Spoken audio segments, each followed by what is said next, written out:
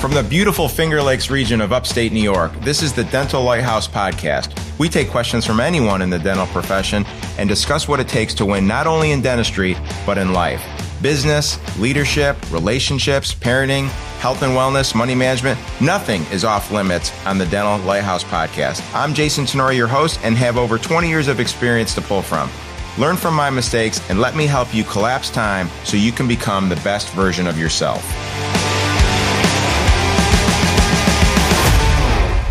Yo, Dr. Jason here at Dental Lighthouse podcast. It is a beautiful Monday morning in upstate New York. I'm on my screened-in porch.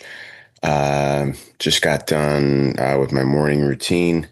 Had started a new cycle in my strength training. Felt really good today.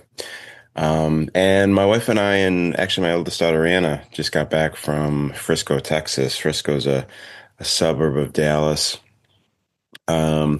Was out there for the Dental Success Summit. It's Mark Costas's group.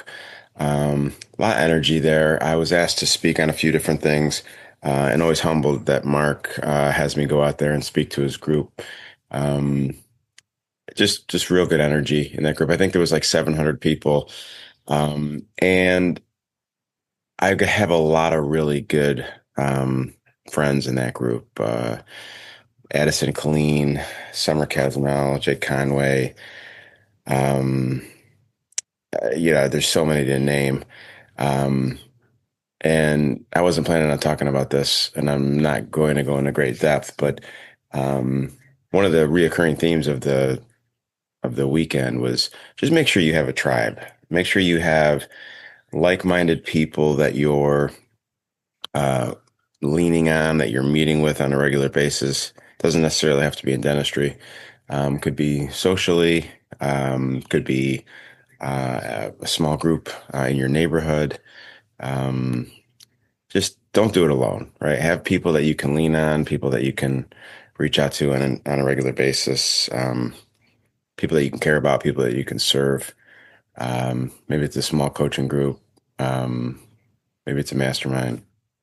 Maybe it's your church, stuff like that. But what I did want to talk about today was something that's been on my heart and on my mind, and I'm going to call it something like, what hills are you dying on? So I had a discovery call with a prospective coaching client maybe 10 days ago. And we get on these discovery calls because as much as I love coaching, both one-on-one and in the group coaching platform, I'm not for everybody. And everybody's not for me.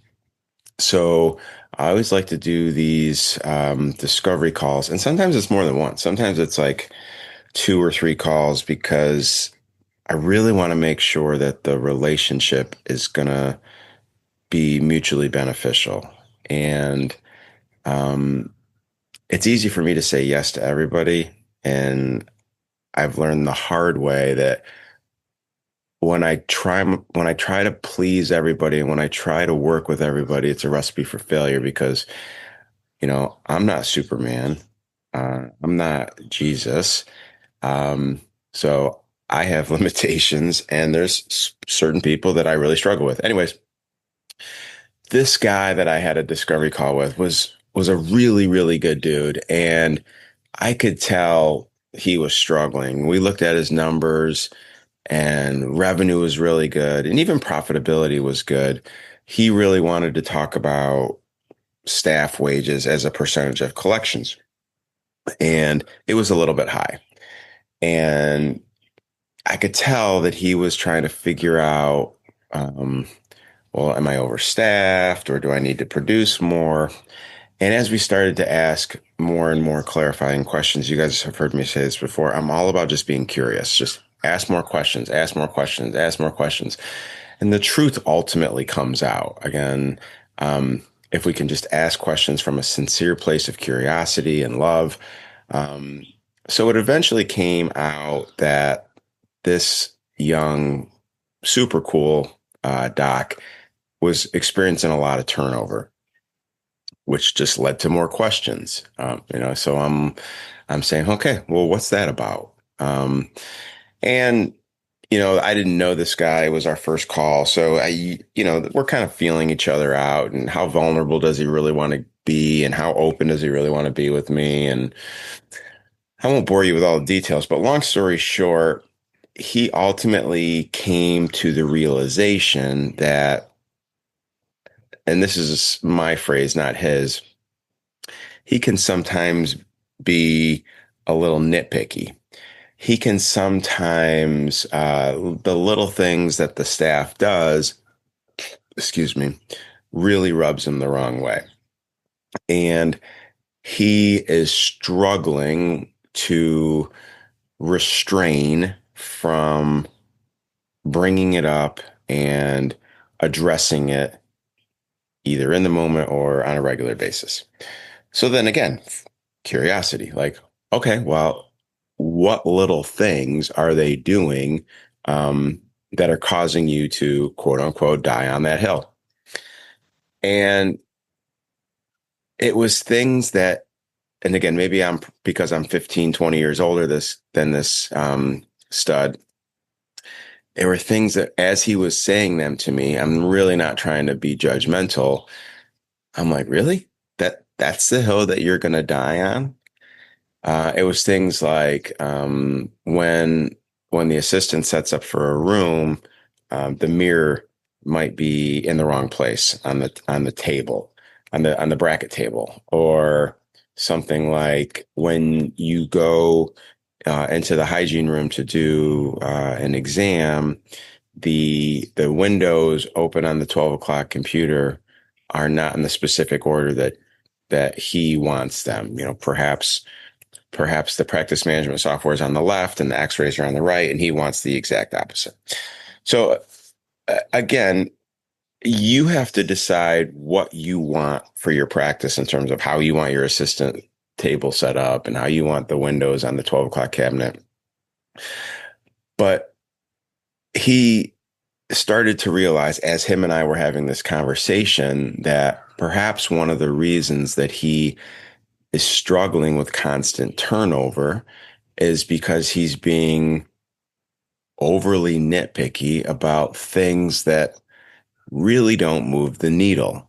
Um, Having that mirror 180 degrees from where you want it, where your SOP picture has it, where your operations manual says it should be.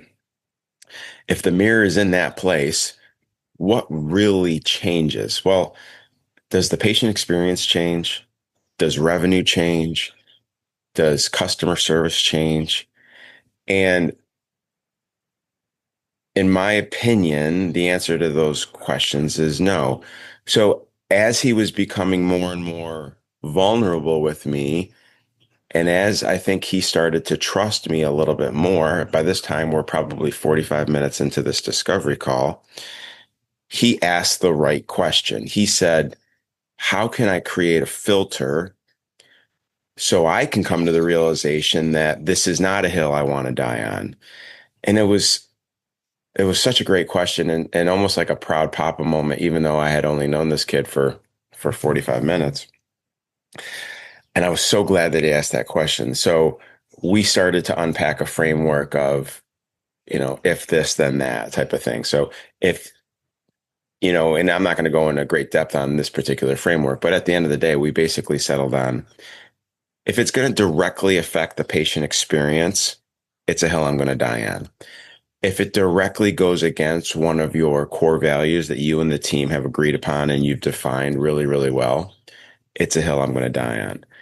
But if it's something that doesn't fall into that framework or filter, then I'm not going to die on that hill. Now, will I coach that person up?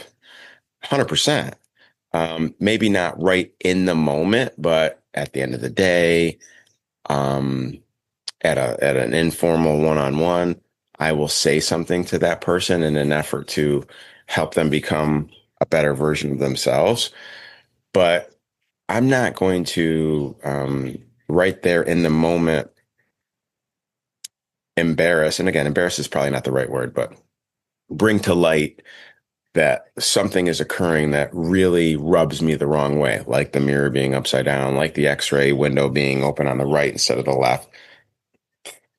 And I really think that this is just it's a matter of control. It's a matter of self-restraint. We talk all the time um, about the Stoic philosophy, Viktor Frankl's philosophy of stimulus gap response.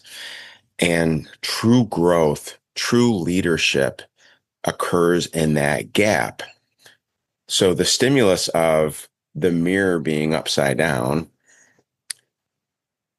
brings the gap that you're sitting in. So when you see that little thing that's rubbing you the wrong way, that the old version of you would would address right away, would jump down that person's throat, would be like, well, that's not how we do it here. Um, if that's the response that you formulate, if you've sat in the gap and that's what how you've chosen to respond, then I get that there's going to be people around you that don't want to be around you. So I would ask that you have some type of filter that you're running these things through. And then you ask yourself, is this a hill I'm going to die on? It's the same thing with parenting. So today is Monday morning, and my 14-year-old son, CJ, um, is starting to strength train with me uh, early in the morning, 6 a.m., right? So 6 a.m. for a 14-year-old kid is early, right? I mean, he's got to be off to school by 7. So him and I are in our gym. We're working out, and I'm proud that he is there. Now it's day one, and the reality is that consistency is the key. And I'll be even more proud if 2, 3 weeks from now he's still there and he hasn't missed a workout and what have you.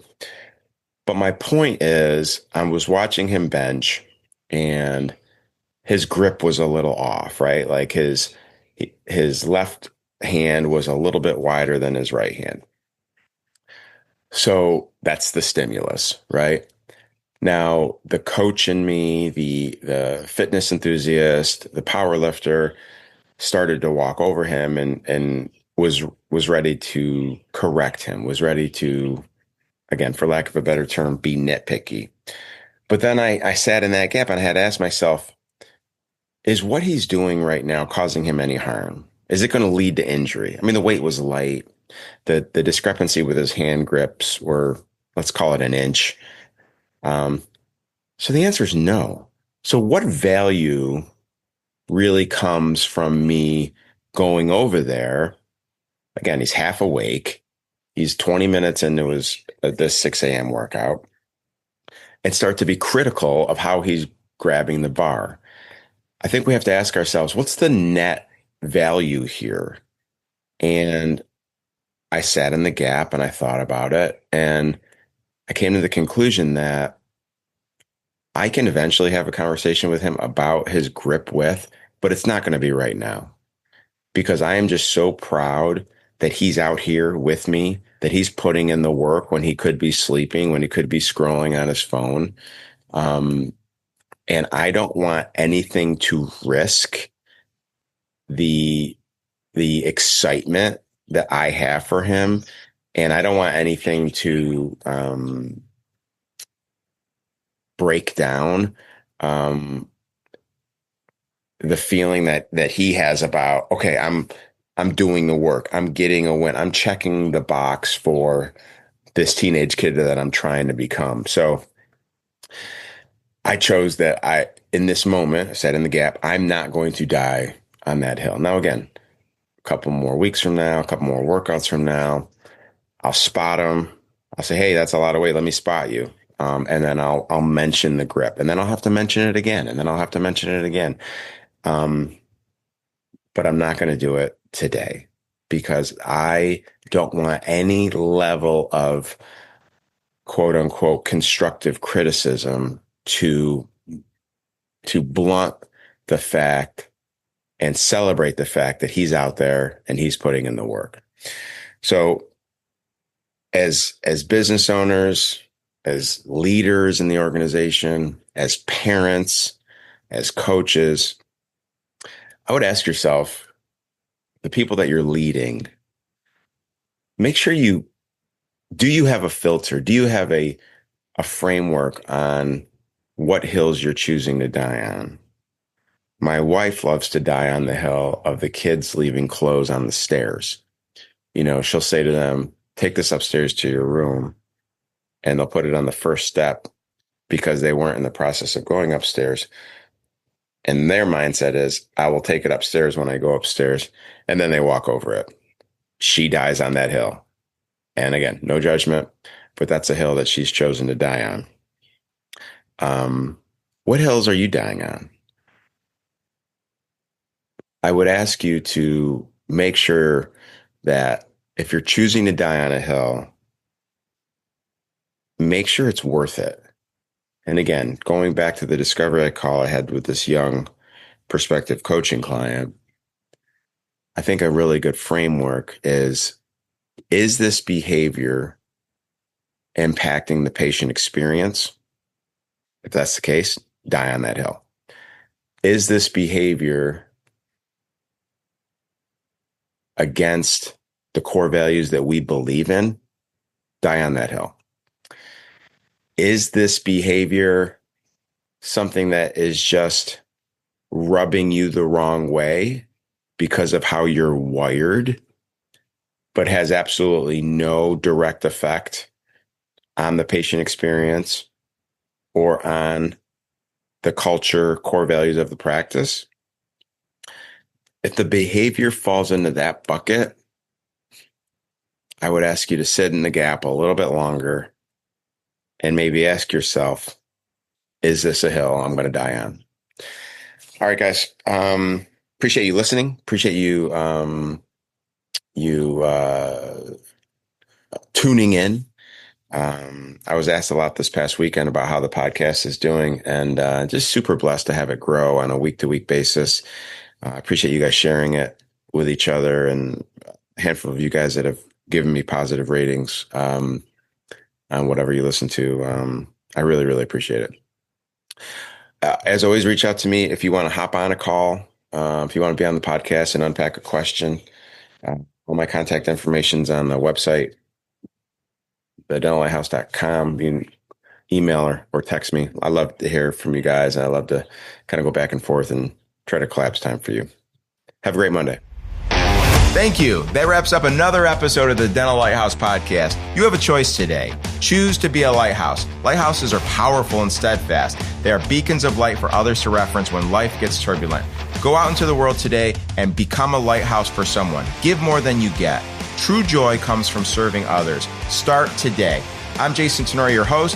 Thank you for listening to the Dental Lighthouse podcast. For more information, podcast show notes, or links to anything that we have discussed today, please check out our website, thedentallighthouse.com. We would love to hear from you. If you would like to get on the show, please email us at podcast@thedentallighthouse.com.